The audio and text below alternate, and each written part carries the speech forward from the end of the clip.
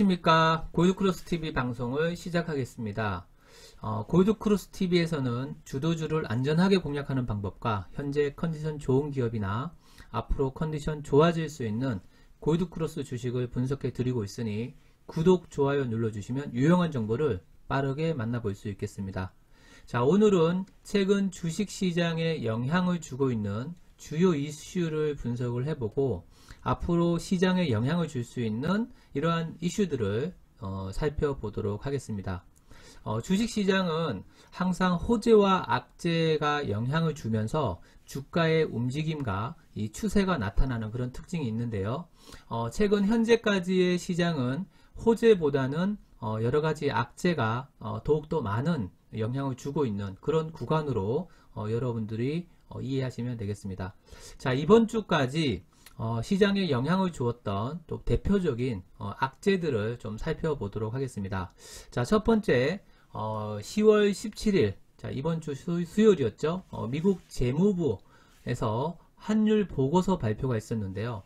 17일 날 환율 보고서에서 중국을 환율 조작국으로 지정할 것이라는 이런 우려감 때문에 미중 무역 분쟁이 앞으로 환율 전쟁으로 확산되지 않을까라는 그런 우려감이 시장에 조정을 좀 영향을 줬었고요. 그렇게 된다 그러면 환율 전쟁까지 이어진다 그러면 세계 증시가 큰 조정을 보일 수 있기 때문에 전반적으로 그런 부분들이 이 불확실성으로 선반영이 조금 되었던 부분이 있다. 이렇게 좀 보시면 되고, 특히나 최근에 중국 증시가 미중 무역 분쟁으로부터 조정을 많이 받은 상황에서 이번 주에 환율 보고서가 발표를 앞두고 더욱더 약간 더 조정이 나타나는 그런 모습을 보였죠. 다행히 이 발표 내용에 따르면 환율 관찰국으로 이렇게 지정이 됐습니다. 그래서 최악의 상황은 피해하는 모습이었고, 한국과 일본, 그 다음에 독일, 스위스, 인도 이렇게 한 6개의 국가들이 관찰 대상국으로 유지가 되었는데요. 이 외환시장 개입에 대한 감시를 유지하겠다 정도로 여러분들이 보시면 되겠습니다. 자, 두 번째 또 시장의 그 악재로 지금 영향을 주고 있는 요소가 역시나 미중 무역 분쟁입니다. 이 트럼프의 중국에 대한 이 통상 압력이 계속 그 진행이 되다가 최근에 봉합 수준으로 좀 정리되는 그런 그 모습이기는 하지만 11월 6일 미국의 중간선거 이후로 한 12월달 연말 정도에 다시 한번 또 이런 미중 무역 분쟁이 추가적으로 또 진행될 수 있는 그런 또 미중 무역 분쟁이 장기전으로 이어질 가능성이 좀 대두되고 있습니다.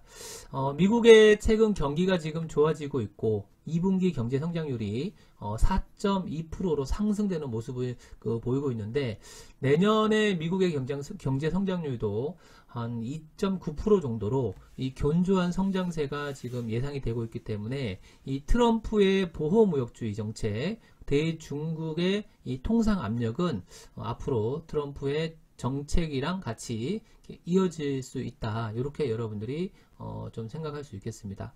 자, 세 번째로 시장에 또 악재로 영향을 주고 있는 요소가 바로 그 미국의 기준금리 인상 기조인데요.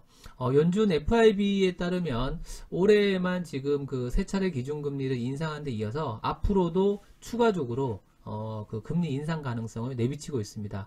이 기준금리 인상을 반대하는 트럼프의 압박에도 불구하고 9월달 연방공개시장위원회 FOMC 회의 의사록에 따르면 미 연준은 추후 금리의 점진적인 상승이 지속적인 경기 확장과 고용시장의 강세, 안정적인 인플레이션 등의 상황을 종합을 해봤을 때 추가 금리 인상 가능성을 시사하는 그런 발언을 했습니다. 하지만 뭐 점진적으로 인상을 한다는 그런 내용이었기 때문에 크게 우려할 사항은 아니지만 현재 미국의 기준금리가 2.0에서 2.25%로 미국이 앞으로 그 골드만삭스에 따르면 미국이 금리를 점진적으로 한 앞으로 5차례 더 올릴 것으로 이렇게 예상이 되고 있는데, 이 점진적인 상승이라 하더라도 미국 금리가 앞으로 계속 인상이 된다 그러면 이 신흥국에 대한 달러 자본 유출이 국내 주식시장에도 부담감으로 작용할 수 있겠죠. 그래서 최근에 한국은행 이주열 총재도 다음 달 한국은행 기준금리 인상을 지금 시사하고 있는데, 앞으로 이 기준금리가 인상이 되면 부채 비율이 높은 기업이나 또 이 리스크 관리를 좀 하실 필요가 있겠죠. 그래서 은행에서 또 대출 많이 받으신 분들은 금리가 올라가기 전에 미리미리 리스크 관리를 하실 필요가 있겠습니다. 자, 그리고 중국은 또 최근에 3분기 이 6.5%의 경제 성장률을 좀 발표를 했는데요. 이 전년 대비 0.2% 줄고 있는 모습이긴 하지만 올해 중국의 경제 성장률이 6.5% 안팎이라는 나름대로의 이 미중 무역 분쟁 안에서도 목표치를 지금 튼튼하게 다지는 모습이에요. 그래서 어떻게 보면은 이 경제 체질 개선과 함께 구조적인 변화가 지금 중국에서도 나타나고 있다고 볼 수 있는데, 이 규모적인 측면에서 봤을 때 이 중국의 6.5%의 이 경제 성장세는 굉장히 그 높은 성장세를 유지하고 있다, 이렇게 좀 볼 수 있겠죠.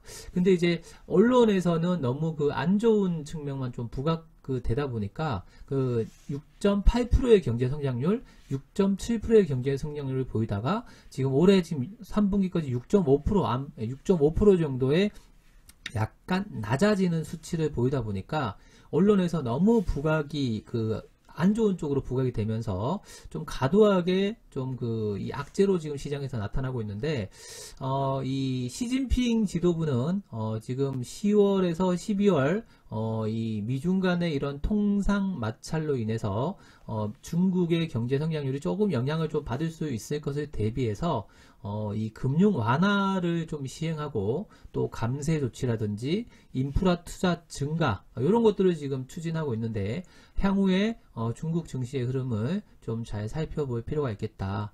아무튼 6.5% 중국의 경제에 비해서 6.5%의 성장세는 굉장히 놀라운 그런 수치라고 좀 우리가 다시 한번 해석을 해볼 수가 있겠습니다. 이 규모적인 측면과 성장률을 함께 고려해야 하는 부분이 분명히 있거든요. 그래서 지금 이런 부분들, 지금 미국이 내년에 한 2.7%로 경제 성장률이 예상이 되고 있고, 중국은 한 6.5%, 지금 미국의 GDP가 한 20조 정도 이렇게 나타나고 있고요. 중국이 현재 한 13조 정도 이렇게 나타나고 있고, 지금 한국 같은 경우는 GDP 규모가 한 1조 한 6,500억 달러, 일본 같은 경우에는 한 5조 700억 달러 이렇게 나타나고 있는데, 지금 우리나라도 지금 올해 원래 GDP가 3.0%로 원래 그렇게 한국은행에서 그렇게 좀 예상을 했었죠. 근데 이제 이 국제통화기금의 IMF에 따르면 올해 한국의 경제 성장률은 지금 전망치 3.0%에서 2.8%로 이렇게 하향 조정되었고, 한국은행에서도 엊그제 목표 성장세를 2.8%로 이렇게 하향 조정하는 모습을 보였습니다. 내년에는 우리가 이제 원래 목표치가 3.0%였는데 내년에는 2.6%로 또 목표치가 이렇게 하향되는 이런 모습이 보였는데, 우리나라 경제가 그만큼 지금 썩 좋지가 않은 그런 모습이죠. 그러니까 GDP 규모가 1조 6,500억 달러 정도인데 경제 성장률이 2.6%로 나타나고 있고, 중국 같은 경우는 GDP 규모가 13조, 우리나라보다도 뭐 10배 이상 그렇게 큰 규모인데 그럼에도 불구하고 성장세가 6.5% 정도 나타나고 있고, 미국 같은 경우에도 우리보다 경제 규모가 한 20배 이상 이렇게 큰데 내년에 경제 성장률이 소폭 이렇게 상승하는, 일본 같은 경우에도 GDP 규모가 한 5조 700억 달러, 우리나라보다도 한 5배 정도 수치가 훨씬 규모가 큰데, 최근에 일본 같은 경우가 경제 성장률이 소폭 상향하는 그런 모습이 지금 나오고 있습니다. 그래서 이런 부분을 봤을 때 일단 우리 국내 경제의 전반적인 구조조정이라든지 여러가지 정책적인 그런 부분에서 조금은 좀 정부에서 조금 더 좋은 정책을 좀 나와야 되지 않을까, 이렇게 좀 우리가 기대를 좀 해보고요. 아무튼 이런 이 글로벌 무역 갈등이 고조되고 있는 이런 상황에서도 이 성장 경쟁력이 약한 그런 신흥국을 중심으로 이 자본이 급격하게 유출될 수 있는 그런 위험성이 있다. 그런 것들을 이제 기준금리가 올라가면 자본이 외화가 유출될 수도 있다. 이런 것들이 좀 경고되고 있기 때문에 우리나라도 그런 이제 금리 인상의 미국의 기준금리랑 우리나라 기준금리 격차가 커지면 커질수록 외화가 빠져나갈 수 있는 그런 것들이 있기 때문에 한국은행에서 최근 그 금리 인상을 다음 달 정도는 한 번 정도는 할 것 같습니다. 그래서 그런 것들을 미리 여러분들 대비하셔야 되겠고요. 그리고 또 시장에서 악재로 작용되고 있는 부분이 또 아르헨티나의 IMF 구제금융이 올해 6월 달에 있었는데 최근에 경제 위기를 겪고 있는 파키스탄이 IMF 구제금융을 받을 것으로 시장에서 알려지면서 조금의 영향을 주고 있습니다. 최근 파키스탄은 그 IMF 자금 대신 그 우방국인 그 중국하고 사우디아라비아 쪽에서 경제 지원을 받겠다 이렇게 뭐 얘기가 나오고 있는데 이런 부분이 일단 시장에서 약간의 영향을 주고 있다 이렇게 보시면 되고, 그리고 또 중요한 또 요소로 주식시장에서는 이 불확실성을 굉장히 싫어하는데 11월 6일에 미국의 중간선거가 있습니다.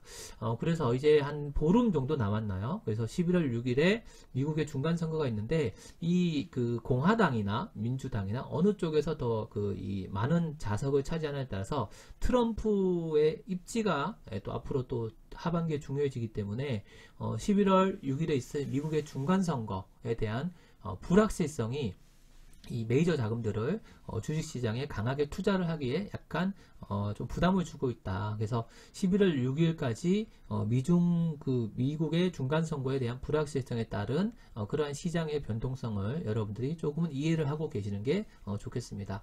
자, 그리고 최근에 이제 거래 바닥이 또 나타나고 있는데요. 시장에서 거래가 지금 거래 대금이 굉장히 작아요. 그러다 보니까 역시 이제 그 이 대형주가 가기에는 수급 사항이 여러 가지 이런 악재들로 인해서 거래 바닥이 나타나고 있고, 대형주가 가기에는 수급 사항이 좋지가 않다. 그래서 거래 대금이 늘어나기 전까지는 여러분들이 대형주보다는 좀 개별 모멘텀이 강한 개별주 장세의 흐름이 나타날 수 있겠다 이렇게 예상할 수 있고, 거래 바닥은 두 가지 측면으로 해석할 수 있는데, 주가가 바닥 구간에서 나타난다는 측면에서는 중장기 관점에서는 저가 매수 기회로 이렇게 좀 보시면 되고, 단기적인 관점에서는 증시가 지지부진한 모습이 나타나기 때문에 철저하게 좀 개별 모멘텀이 강한 그런 개별 장세 이런 것들을 좀 예상을 하면서 여러분들이 포트 구성을 하는 것이 좀 유리하겠습니다. 자, 그리고 최근에 또 그 미국에서 이런 얘기가 나오고 있어요. 북한 관련 경제 협력 그런 쪽에 대해서 약간의 경계를 하는 그런 발언을 하고 있는데, 미국이 우리 정부한테 앞으로 북한에서 경제 협력을 북한하고 같이 경제 협력을 할 그런 목록을 이렇게 제출해 달라고 했다는 그런 얘기가 들리고 있습니다. 미국이 현재 그 대북 제재, 그 다음에 또 유엔에서 북한을 제재하고 있는, 요렇게 하고 있는데, 지금 미국이 지금 대북 제재를 하고 있는 요런 내용들을 위반하지 말라는 그런 확인서를 우리 정부한테 요청했다는 그런 얘기가 나타나고 있고, 만약에 한국 정부에서 지금 비핵화가 아직 그 유엔 제재가 풀리지 않은 상황에서 한국 정부에서 이 대북 제재를 위반하지 말고 또 북한과의 경제 협력을 미국의 주도하에서 진행하라는 이런 무언의 압박으로 좀 볼 수 있겠습니다. 그러니까 우리가 지금 기대를 하고 있는 게 남북 경제 협력인데, 이게 유엔 제재가 완화가 돼야 되거든요. 풀리든지 유엔 제재가 완화가 돼야 되는데 미국의 스케줄대로 이렇게 좀 늘어질 수 있다는 이런 이야기죠. 그러니까 어제는 또 그 북미 정상회담이 이 11월 달에 중간선거 이후에 바로 할 것처럼 트럼프가 얘기를 했다가 어제 기사 나온 거는 또 내년 초에 할 수도 있다. 이런 또 기사가 나오고 있는데, 아무튼 트럼프의 의지에 따라서 이 북한하고의 이런 경제 협력 그 스케줄이 미국의 스케줄대로 약간 늘어질 수 있다. 이렇게 여러분들이 해석을 하셔야 되겠고, 시간에 대한 투자를 여러분들이 잘 하셔야 하겠습니다. 전체적으로 이제 시장에 영향을 주고 있는 이런 그 악재들을 좀 정리를 좀 해봤는데요. 전반적으로 시장의 호재 소식보다는 아직까지는 악재의 내용이 더 많은 상황이고, 하지만 또 증시의 흐름도 잘 보셔야 하는데, 악재가 많다고 해서 주가가 계속 빠지는 것은 아니고, 증시에 지금 반영이 되었냐, 아니면 추가적으로 더 빠질 것이냐, 이런 것들. 그리고 최근 그 10월 12일 날 코스닥 기준 700선 부근에서는 외국인과 기관들의 매수세로 지금 700선에서 1차적인 바닥 신호가 나오고 있습니다. 그리고 최근에 이 추세가 조금씩 살아나는 그런 모습을 보이고 있기 때문에 앞으로의 이런 증시 방향은 이 바닥을 다지면서 좀 긍정적으로 우상향 추세를 이어지지 않을까 이렇게 좀 기대를 하고 있는데, 자, 그렇다면 이제 시장에서 호재로 작용할 수 있는 부분, 악재가 있다 그러면 또 호재도 있겠죠. 호재가 있어야 증시가 올라가겠죠. 그래서 현재까지 시장에서 호재로 작용할 수 있는 부분을 좀 살펴보도록 하겠습니다. 자, 첫 번째로 지난 금요일날 이런 얘기가 나왔어요. 중국에서 하반기 중국 경기 부양책에 대한 그런 여러가지 정책들을 발표를 했는데, 금요일날 중국 증시가 좀 상승이 나왔습니다. 그리고 우리 증시도 금요일날 좀 상승이 나왔죠. 그래서 중국 경기 부양책에 대한 기대감으로 우리 시장이 이렇게 그 반등이 나왔는데, 우리 시장은 미국 증시하고 중국 증시랑 좀 비슷하게 움직이는 경향이 지금까지 컸었어요. 그러니까 지금까지는 어떻게 보면 미국의 증시 흐름하고 좀 같이 움직이는 경향이 컸었는데, 최근에는 또 미국 증시보다는 오히려 중국 증시랑 좀 비슷하게 움직이는 경향이 더 뚜렷하게 나타났는데, 아무래도 우리가 이제 중국이랑 무역 규모가 한 25% 정도 되고, 또 미국도 거의 한 17% 정도의 이 경제 협력을 하고 있는데, 지금 미국보다는 최근에 중국이랑 더 경제적으로는 많은 교류를 하고 있기 때문에 오히려 중국 증시랑 좀 비슷하게 움직이는 동조화 현상이 나타나고 있습니다. 중국 정부가 하반기에 경기 부양책을 강화하겠다는 이런 발표를 했었는데요. 지난달에는 경기 부양책으로 중국 은행에서 판매하는 이런 자산관리 상품을 주식 투자에 허용하겠다, 이렇게 규제를 또 완화를 했고요. 그 다음에 또 9월 15일 경에는 외국인의 중국 증시, 본토 증시를 이제 투자 규제를 완화하면서 외국인 자금을 이제 투자를 더 확대해주는 그런 또 규제를 완화하는 그런 또 정책이 나왔습니다. 그리고 또 이 선전, 이 특정 기업에 대한 채권, 그 다음에 지분 매입 방식의 이런 증시 유동성을 공급하겠다는 이런 중국 정부의 발표가 있었고요. 또 상하이 증권거래소랑 영국 증권거래소하고 서로 연결하는 이런 후륜통 개통이 또 예정이 되어 있습니다. 유럽의 자금들이 이제 중국하고 바로바로 이렇게 연결될 수 있는 거죠. 이런 또 중국 정부의 이런 부채 감축으로 인해 또 민간 기업을 또 주식 담보 대출로 해서 자금을 또 조달하겠다, 뭐 이런 얘기가 나오고 있는데, 전체적으로 보면 중국 정부가 또 주식시장을 살리기 위한 이러한 정책으로 볼 수 있고, 중국은 또 공산화 국가이기 때문에 국가 차원에서 증시 부양을 한다, 경기 부양책을 진행하겠다는 것은 굉장한 큰 의미가 있겠죠. 그래서 그만큼 시장에서 또 이런 부분들이 또 부각이 되면 하반기 또 투자 심리가 급속도로 또 살아날 수가 있습니다. 그래서 지난주 금요일날 중국 증시가 좀 반등이 나왔는데, 이런 부분들을 앞으로 중국 증시의 흐름들 여러분들 좀 잘 살펴보시기 바라고, 중국 증시랑 우리 증시랑 최근에 좀 비슷하게 움직이는 특징이 있습니다. 근데 우리 증시가 조금 더 빨리 움직여요, 중국 증시보다. 그래서 그런 특징이 있으니까 지난주 금요일부터 중국 증시가 어제죠, 엊그제, 중국 증시가 약간 바닥을 잡는, 1차적으로 바닥을 잡는 모습이 앞으로 이런 흐름들을 여러분들이 잘 보실 필요가 있겠습니다. 자, 그리고 또 두 번째로 역시 호재로 또 작용할 수 있는 부분이 남북 경협주죠.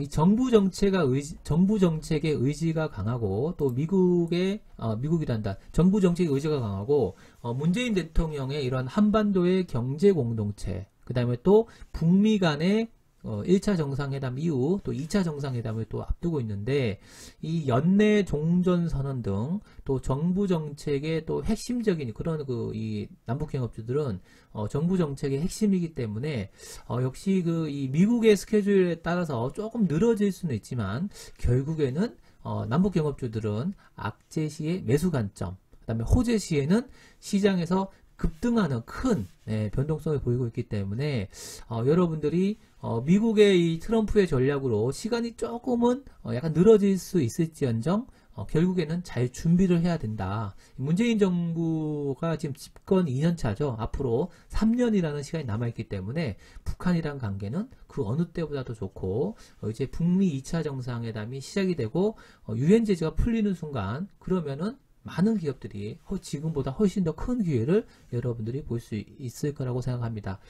북한의 GDP 규모가 2017년도 기준으로 한 307억 달러예요. 그래서 우리나라의 지금 GDP 규모가 지금 현재 한 1조 6,500억 달러 정도 되거든요. 그러면 지금 북한은 GDP가 307억 달러고 우리는 1조 6,500 달러다. 굉장히 이 차이가 크죠. 그죠? 그래서 1인당 GDP가 우리나라가 지금 한 3만 달러를 넘어서고 있고, 일본이 지금 4만 달러를 넘어서고 있고요.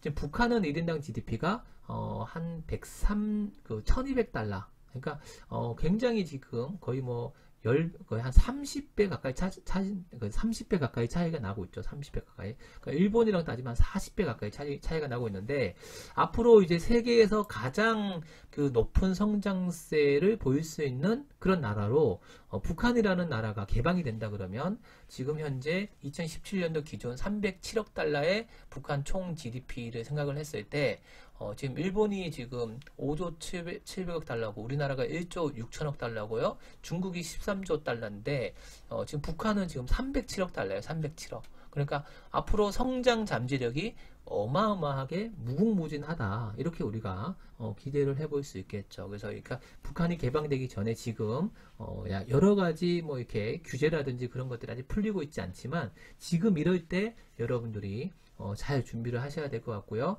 그리고 또 호재로 지금 보면 거래 바닥입니다. 거래 바닥.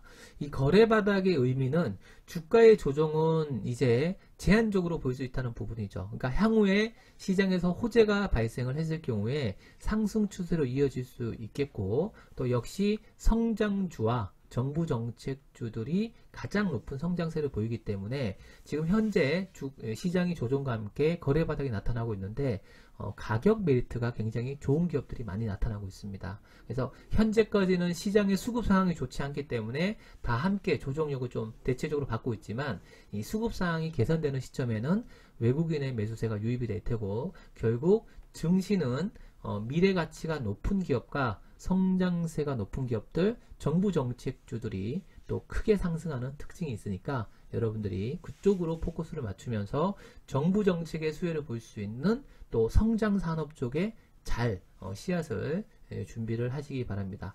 자, 대표적으로 이제 성장 산업하고 정부 정책주들, 남북 경협주, 그 다음에 고령화에 따른 제약바이오, 그 다음에 또 이 전기차 시장의 확대, 그리고 또 더 나아가서는 수소차, 그 다음에 또 5G 관련된 기업들, 이렇게 쭉 볼 수 있겠죠. 또 4차 산업 관련된 기업들, 산업의 패러다임이 지금 4차 산업에서 이제 5차 산업으로 넘어가고 있다. 그렇게 좀 여러분들 잘 보시고, 또 이 부분은 MSCI 선진 지수는 개인적인 이거는 또 저의 또 생각이긴 하지만 조금 기대를 조금 해보려고 합니다. 그래서 국내 증시가 지금 신흥국 지수에 지금 머물고 있어서 최근에 수급 여건이 조금 좋지가 않아요. 중국 A주가 지금 신흥지수로 좀 이렇게 규모를 확대하다 보니까 우리 수급이 조금 빠져나가는, 그런 외국계 자금이 빠져나가는 그런 약간 측면이 있는데, 향후에 종전선언, 그 다음에 유엔 제재 해제 시에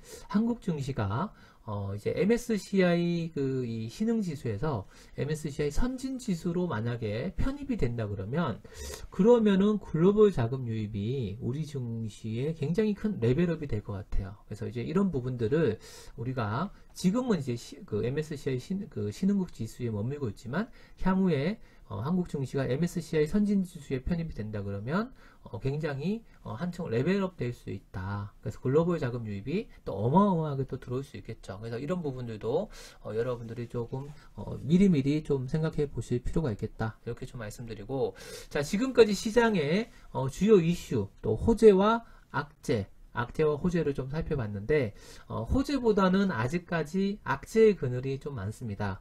하지만 또 강세장은 이러한 또 비관 속에서 자라나기 때문에 단 1%의 성공 가능성이 있다면 여러분들 멈추지 마시고 앞으로 나아가시는 여러분들이 되시기 바라고요. 시장의 악재에 두려워하지 마시고 여러분들의 기준과 원칙으로 성공의 씨앗을 계속해서 뿌려 나가시기 바랍니다. 자, 다음 주는 10월의 마지막 주입니다. 시장의 좀 상승 흐름을 우리가 좀 기대를 해 보도록 하겠고요. 11월 6일 미국의 중간선거 날까지 시장의 약간의 변동성을 여러분들이 즐기시기 바라고 상승장을 준비하는 그런 여러분들이 되시기 바랍니다. 자, 많이 부족하지만 도움이 되셨다면 구독, 좋아요 눌러주시고요. 댓글 남겨주시면 감사하겠습니다. 여러분들만의 기준과 원칙을 세우시고 행복한 투자를 이어가시기 바라고요. 시장의 주도주와 가치 있는 기업 발굴을 위해서 골드크로스TV는 앞으로도 최선을 다하겠습니다. 여러분 즐거운 주말 되시고요. 큰 부자 되세요. 자, 중국 경기의 부양책 강화, 중국 정부의 의지가 강한 만큼 하반기 우리 주식시장의 상승 흐름을 한번 기대해 보도록 하겠습니다. 감사합니다.